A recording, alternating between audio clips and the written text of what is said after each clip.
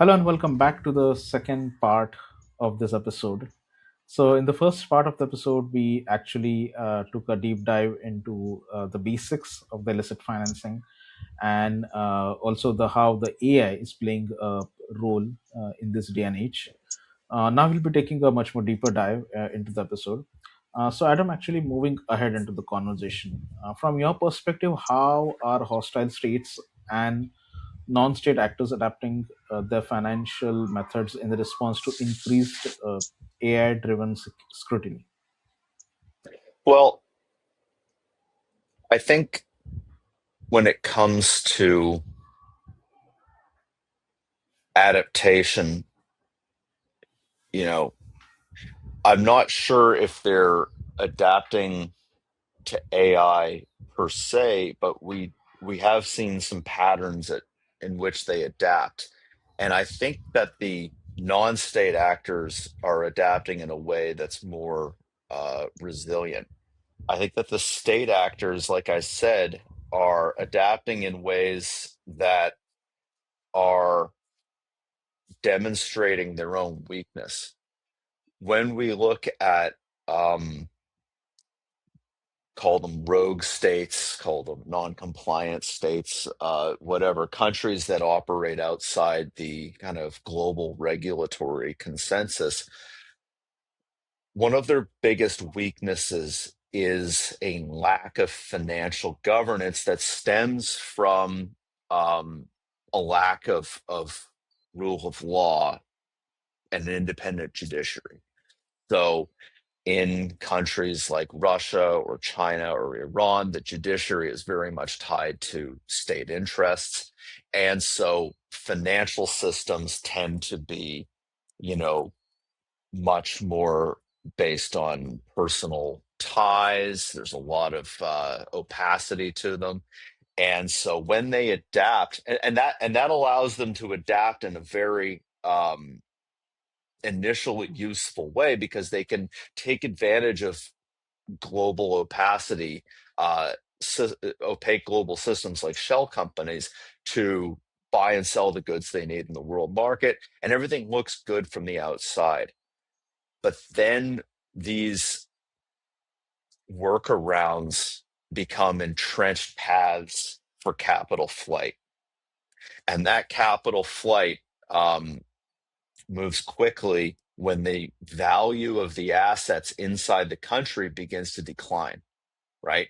And there's a lot of reasons for why those assets can devalue domestically. I would argue that sanctions play a big part, but if we look at a place like China, sometimes bad domestic financial governance plays a part, like their current property crisis, right? But either way, when these markets enter stress, the money flies out. And when that money flies out, it can fall into the hands of some very bad people. And that's why we're seeing, like Iranian proxies are financially, in a lot of ways, more resilient than the state that supplies them. It's why we see, you know, China's going through a profound economic crisis, but its money is being used to supply increasingly powerful cartels in Latin America, right? The spillover effects are where the adaptation is greatest. And I mean, uh, until these systems run out of liquidity, and in which case maybe these secondary actors will face problems. But again, that's their core adaptation. We're kind of moving toward this non-state actor enabled system that is quite dangerous. When it comes to their ability to adapt to AI, I'm sure they will adapt opportunistically. Um, and we're already seeing ways in which they can, try to obfuscate value movement through smaller transactions and things like this. But I can't point to enough examples to distinguish or determine an exact pattern in which they're adapting to AI specifically, because that's a fairly new phenomenon in global enforcement strategy. Not a problem. Yeah, but I think these insights are really nice to have. And from your perspective, I mean, though I think you mentioned that, of course, this is a very new field, and I think still need to give at least a year or two, or possibly more, to know more about the depths of it. But still, I would like to know your perspective on this, as you have been at the forefront of this research. So, can AI realistically move us from reactive enforcement to, I would say, predictive disruption of illicit financial network, or is it that it is still aspirational? I don't think it can move us there on its own. Yeah, It requires true. people around the world that are doing this kind of research to think systemically and um,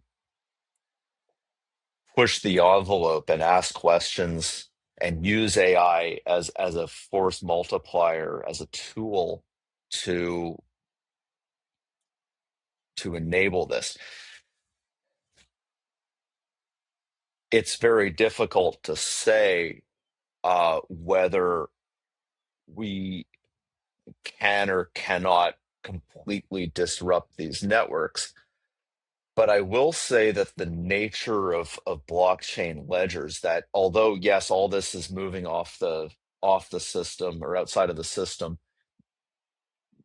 the sheer aggregation of data points in ledgers that are publicly available to anybody doing the research gives me some hope that um, we can use this data in a way that can map and disrupt these networks. I don't think it's going to happen quickly, but I do have some hope for that, and there is some legal basis for this. So like when we look at like the Genius Act and its application of the Bank Secrecy Act to stable coins, it's going to give practitioners more ability to map and disrupt these systems simply because the legal scaffolding is there to do so. Yes, and moving ahead into the human judgment, I think because that is one of the questions that was tied up into this, but I'd like to expand it and ask. So, why does human judgment remain irreplaceable in counter illicit finance, even as AI systems are becoming more sophisticated? I mean, I believe, as far as I have understanding, because we have been using AI systems for our daily work as well in general. I Hmm. think the more it will get used to the data. I mean, for example, to I think give a apple to oranges or apple to apple comparisons, I would say Yeah. ChatGPT is far more ahead of other platforms. One of the reasons, because I think OpenAI started in I think 2015, and since Hmm. then it has been basically using the data of the world. Hmm. While I think Gemini and other, I think Copilot from Microsoft, these AI platforms are good, but they are nowhere near to ChatGPT, because I think they have started consuming the data since past just 2 years. Hmm. So do you think from that perspective, I think things will definitely change down the line Well, if we have more data? I think yes, but AI is ultimately only as smart as the user, right? It's like Yes. talking to a really smart person um, Yeah. that doesn't That's true. really know how to connect dots, right? We've all met, especially in this world that demands hyper focus and the siloing of knowledge, which I think is going away because of AI. I think Yeah. we need more general minds, general theorists, and fewer people that are narrow subject matter experts um, in general. But AI may have access to the sum total of human information on the internet, but it doesn't know how to put those two things together until you ask it to. And I agree with so this. I and agree. so Yes. for from a human perspective, it's going to require practitioners to know which stone to overturn, Yes, where to shed that light, and how to take two things that may not seem related and find those linkages with the contextual assistance of AI. But we can't rely on AI to simply go out and do that. In the same way, if I asked AI to write a paper about what I'm talking about, it's not going to give me very much that's concrete. I would have to go back and find all the sources and rewrite substantially so that it actually contains substance and isn't just kind of pie in the sky, right? absolutely. Yeah, I completely agree with you on this points for sure. And coming to I think the final part of our two-part episode. So I think this question, Adam, I'll keep it up to you. The way you would like to answer, you have a complete free hand in terms of what kind of information you would like to basically share and all. So looking ahead 5 years into the future, what emerging financial technologies or trends pose the greatest risk for supercharging illicit finance, and how prepared are we to counter them? Because I believe the more the conflicts, the more the sanctions, the more the opening of the black market, and the more the black market, the more I think illicit financing is going to take place. Hmm. So this question is framed from that perspective. Please feel free to answer it as per your experience. Sure. Well, I've already mentioned how AI can and already is being used to supercharge scams. I mean, elder abuse scams. I mean, we have a, sig- a significant amount of the wealth in the Western world is in the hands of an increasingly older segment of the population. And just by nature of our shrinking demographics, there are a lot more older people than young people in these countries. And it's not just in the West, it's in Asia as well. And old studies have shown time and time again that older people right now can't determine the difference between an AI voice and a human voice when it's speaking to them through their phone, right? Um, as that cadence becomes more natural, as responses become more natural and more human like, that's a real, I think a short-term risk vector that, I mean, it will be amazing in the long run to see how sophisticated these scam systems can become um, in the next 5 years. I don't know if this is going to be a 5 year thing or a 10-year thing or a 15-year thing or whatever, but I do know the theoretical underpinnings of quantum computing are quite alarming in this regard. We have a phenomenon that's described as quantum zero, where uh, a quantum computer will become so powerful that it can crack any code anywhere, including those of financial systems, instantaneously. Now, we're still a long way off, and quantum computing is the realm of state financed labs, and they're all either in the United States or China. And I would argue that we don't know as much about China as we think, because we take a lot of what the Chinese say at face value. But it's very difficult to say exactly at what rate we are growing in our capacity for quantum computing.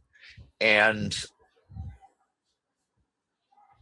when we take into consideration, the fact that whether or not these state finance labs in China are fully accountable, are Yes. they really regulated um, to a standard that the world might need of them?